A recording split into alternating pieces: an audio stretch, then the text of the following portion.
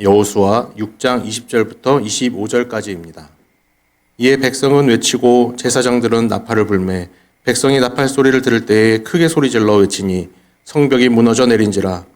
백성이 각기 앞으로 나아가 그 성에 들어가서 그 성을 점령하고 그 성 안에 있는 모든 것을 온전히 바치되 남녀노소와 소와 양과 나귀를 칼날로 멸하니라. 여호수아가 그 땅을 정탐한 두 사람에게 이르되 그 기생의 집에 들어가서 너희가 그 여인에게 맹세한 대로 그와 그에게 속한 모든 것을 이끌어내라 하매 정탐한 젊은이들이 들어가서 라합과 그의 부모와 그의 형제와 그에게 속한 모든 것을 이끌어내고 또 그의 친족도 다 이끌어내어 그들을 이스라엘의 진영 밖에 두고 무리가 그 성과 그 성 그 가운데에 있는 모든 것을 불로 사르고 은금과 동철 기구는 여호와의 집 곳간에 두었더라.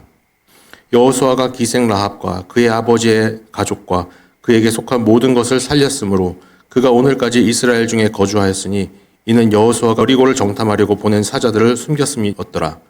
라합은 이스라엘 여리고 성 정복 때의 유일한 생존자입니다. 라합과 그 가족만 살아남았습니다.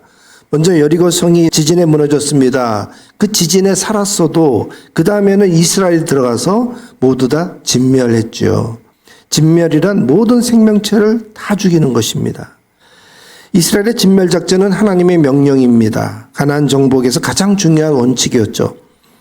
이 진멸 명령이 신명기 7장 1절부터 나옵니다. 내 하나님 여호와께서 너를 인도하사 내가 가서 차지할 땅으로 들이시고 내 앞에서 여러 민족 헷 족속과 기르가스 족속과 아모리 족속과 가나안 족속과 브리스 족속과 휘 족속과 여부수 족속 곧 너보다 많고 힘이 센 7 족속을 쫓아내실 때에 내 하나님 여호와께서 그들을 내게 넘겨 내게 치게 하시리니 그때에 너는 그들을 진멸할 것이라. 그들과 어떤 언약도 하지 말 것이요 그들을 불쌍히 여기지도 말 것이며 또 그들과 혼인하지도 말지니 내 딸을 그들의 아들에게 주지 말 것이요 그들의 딸도 내 며느리로 삼지 말 것은 그가 내 아들을 유혹하여 그가 여호와를 떠나고 다른 신들을 섬기게 함으로 여호와께서 너에게 진노하사 갑자기 너희를 멸하실 것임이니라. 하나님은 이스라엘 백성이 가나안 문화에 오염될 것을 염려하셨습니다. 특히 가나안 여자들을 살려주면 이스라엘 남자들이 유혹되어 우상 숭배에 빠지게 됩니다. 그러면 하나님이 진노하시 이스라엘을 갑자기 멸하실 수도 있었습니다. 이런 사고를 미리 방지하려고 반드시 진멸하라고 명하신 거죠. 그런데 여호수아가 여리고를 진격하면서 특별히 라합과 그 가족만은 구출해냅니다. 본문 22절을 보세요. 거기 여리고를 정탐했던 두 부하를 부릅니다. 이 정탐꾼들은 기생 라합의 집에 머물면서 여리고를 엿보았습니다. 그런데 발각될 위기에서 이 라합의 기지로 목숨을 건졌습니다. 이제 성을 정복하고 불지를 것입니다. 그 전에 도움을 줬던 라합과 그 가족을 구출해 오라고 명한 것이죠. 본문 21절에 보면 이 여리고를 진멸하는 장면이 나와요. 남녀노소와 소와 양과 나귀를 칼날로 멸하니라. 그런데 여호수아가 특별히 라합을 구출했습니다. 라합이 두 정탐꾼의 탈주를 도우면서 약속을 받아냈거든요. 성을 정복할 때 나와 내 가족을 살려준다는 증표를 요구했어요. 그 증표로 창문에 붉은 줄을 메어 달도록 했습니다. 그리고 가족과 친지를 집안에 모으고 기다리라고 했어요. 그러면 우리가 반드시 목숨 걸고 너를 구하러 오겠다고 했습니다. 다만 이 여리고 정복 작전을 네가 누설할 때는 이 약속은 파기된다 하고 다짐을 시켰어요. 이제 라합은 간첩이 되었습니다. 민족을 배신해야 됩니다. 어쩌다 라합이 정탐꾼들을 살려주고 민족을 배반하는 자가 되고 말았을까요? 라합 이름 앞에는 언제나 기생이라는 단어가 붙어 나옵니다. 기생은 술집에서 손님들의 흥을 돋궈주는 직업이죠. 그러나 정확한 번역은 이 기생이 아니고 창기입니다. 히브리어 자나라는 단어인데 번역하면 창녀예요. 야고보서 2장에도 이 기생 라합의 이야기가 나오는데 이 신약이니까 헬라어로 쓰여졌겠죠. 거기에는 기생을 포르네라는 단어를 쓰고 있어요. 포르노 그러면은 음란한 뭐 그런 것들이잖아요. 그러니까 이 포르네 그러면 바로 매춘부라는 뜻입니다. 성경을 개혁하면서 라합이 그래도 예수님 족보에 올라간 여인인데 너무 그렇게 노골적으로 하기에는 좀 민망하니까 살며시 기생이라는 단어로 조금 완화를 시켰지만은 엄밀한 원어 단어는 매춘부였다는 거죠. 자, 자, 여리고성에 잠입한 정탐꾼들이 먼저 이제 머물 곳을 찾아야 되지 않아요? 그런데 이 여리고는 종려나무라는 뜻입니다. 광야의 오아시스 도시예요. 여행객들이 많이 다녔습니다. 또 그런 중요한 길목에 이 도시가 있었거든요. 라합의 집이 바로 남의 이목을 피해가지고 숨어있기 딱 좋은 곳이었습니다. 그런데도 정탐꾼들의 이 정체가 이내 발각되었어요. 여리고 왕은 라합의 집에 사람을 보내서 이들을 체포하도록 했습니다. 하지만 라합은 재빨리 지붕 위에 널어놓은 삼대 속에 이 정탐꾼들을 숨겨줬습니다. 그리고는 이 찾아온 사람들에게 날이 저물어서 성문을 닫을 때쯤 그들이 떠났다. 그리고 어디로 갔는지 나는 모르겠다. 이렇게 둘러댔습니다. 이때 라합이 정탐꾼들에게 아주 놀라운 말을 합니다. 이 말 속에 라합이 민족을 저버리고 이 정탐꾼들을 도왔던 그 근거가 단서가 있습니다. 라합뿐만 아니라 여리고 주민 모두 이스라엘이 어떻게 이 여리고성 앞에까지 와게 됐는지 다 이야기를 들었다는 거예요. 출애굽 때 하나님이 홍해를 가르신 이야기도 들었습니다. 또 요단 동쪽을 통과해 올 때 아모리 족속들을 전멸시켰다는 이야기를 들었어요. 이 여리고 백성들도 아모리 족속이거든요. 자기 동족들이 진멸당했다는 이 이야기를 들었을 때 그 이야기에 여리고 사람들의 마음이 녹고 정신을 잃을 정도가 되었다. 이렇게 말해요. 또 그 다음에 이스라엘 하나님 여호와가 하늘과 땅 위에 진짜 하나님이시라고 고백을 합니다. 라합은 이미 전세가 기울었다고 봤어요. 여리고성은 당대의 가장 튼튼한 성벽을 갖고 있었습니다. 고고학에서 발굴을 해보니까 그 외벽이 벽돌 두께만 2m가 넘어요. 높이가 14m입니다. 그리고 이중구조, 외벽과 내벽 이중구조로 되어 있는데 이 내벽은 좀 더 높아서 17m입니다. 그리고 그 가운데 외벽과 내벽 사이에는 돌과 흙으로 가득 채워놨겠죠. 그 전체 폭이 15m 이상이 되는 거예요. 그러니까 뭐 왕복 이런 2차선 도로보다 더 넓은 거죠. 그렇게 높고 막강한 성벽을 갖추고 있었거든요. 현대 미사일 공격으로도 아마 무너뜨리기 어려울 정도 되겠죠. 이토록 막강한 방어력을 갖췄어도 이 여리고 백성들은 두려움에 떨었습니다. 전능하신 하나님 그 기적의 이야기를 들었기 때문입니다. 그렇다고 쉽게 항복할 수는 없죠. 여리고는 성문을 굳게 걸어 잠그고 이스라엘의 공격에 대비했습니다. 하지만 라합은 이 싸움의 결말을 알았어요. 맞서봤자 뭐 승산이 없다고 봤습니다. 라합은 가족과 함께 사는 방법을 선택했습니다. 창문에 붉은 줄을 메어 달고 하나님이 어떻게 하실지를 기다렸습니다. 과연 하나님은 기적으로 여리고성을 무너뜨리셨습니다. 매일 이스라엘 백성들이 제사장이 법궤를 앞세우고 성을 한 바퀴씩 돌았죠. 7째 되는 날은 7바퀴를 돌고 여호사의 신호에 따라서 함성을 질렀습니다. 본문 20절에 보면 백성은 외치고 제사장들은 나팔을 불었다 그랬어요. 그러자 지진이 확 일어나면서 겹겹이 쌓았던 그 견고한 여리고성이 와르르 한순간에 무너졌습니다. 하필 라합의 집은 이 성벽에 붙어 있었어요. 그래서 이제 이 정탐꾼들을 탈출시킬 때 줄을 내리달아서 성 밖으로 이렇게 보낼 수가 있었죠.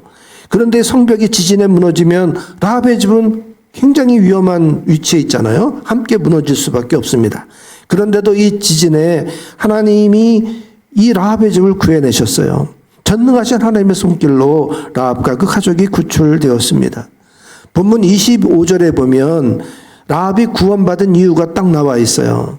25절 여호수아가 기생 라합과 그의 아버지와 아버지의 가족과 그에게 속한 모든 것을 살렸으므로 그가 오늘까지 이스라엘 중에 거주하였으니 이는 여호수아가 여리고를 정탐하려고 보낸 사자들을 숨겼음이었더라.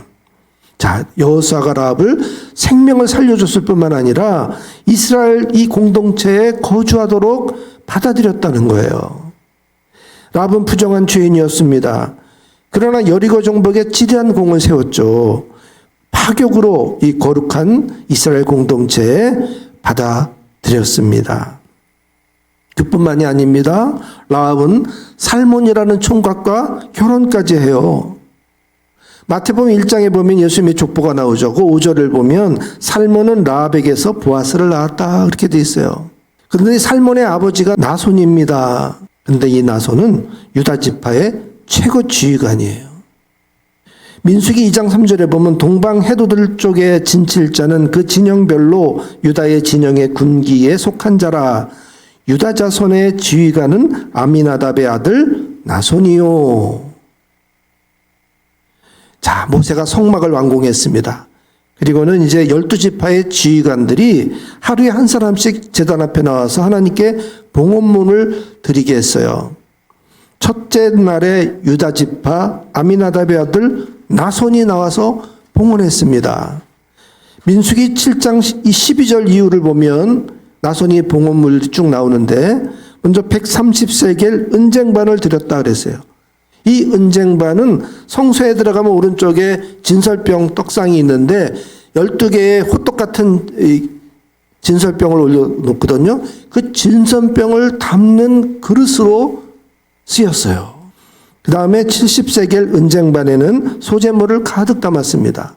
그리고 금쟁반을 또 드렸는데 거기에는 향을 담았어요. 향은 이제 그 성소 앞에 들어가면 정면에 있는 게 분향단이죠. 그 분향단에 매일 향을 피워야 되는데 그 향재료를 드렸다는 거죠. 그 다음에 수송아지 1마리와 황소 2마리와 순양 5마리와 순염소 5마리와 1년 된 새끼 순양 5마리를 바쳤어요. 그 분량도 어마어마하지만 이 정도 헌물을 하려면 그 가문이 탄탄하고 부유해야만 가능한 거죠.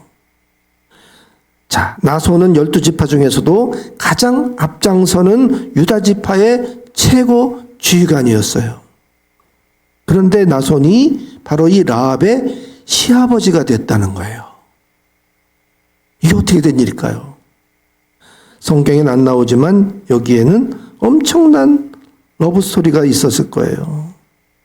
라합이 여리고에서 이 매춘했다는 거는 다 아는 거예요. 누구나 다 알잖아요. 아주 유명한, 특별히 여호수아가 구출해낸, 진멸한다는 거는 뭐냐면 다 죽여야 되는 건데 그 중에서 이 라합과 그 가족만은 예외로 살려냈잖아요. 근데 하나님이 진멸의 그 원칙이 뭐예요? 특히 이 부정한 이방의 우상 문화가 받아들여질까 봐 그 접촉하지 못하게 하느라고 죽인 거거든요. 근데 라합은 그 중에서도 가장 오염된 사람이에요. 그런데도 파격으로 이 라합이 구원받았어요.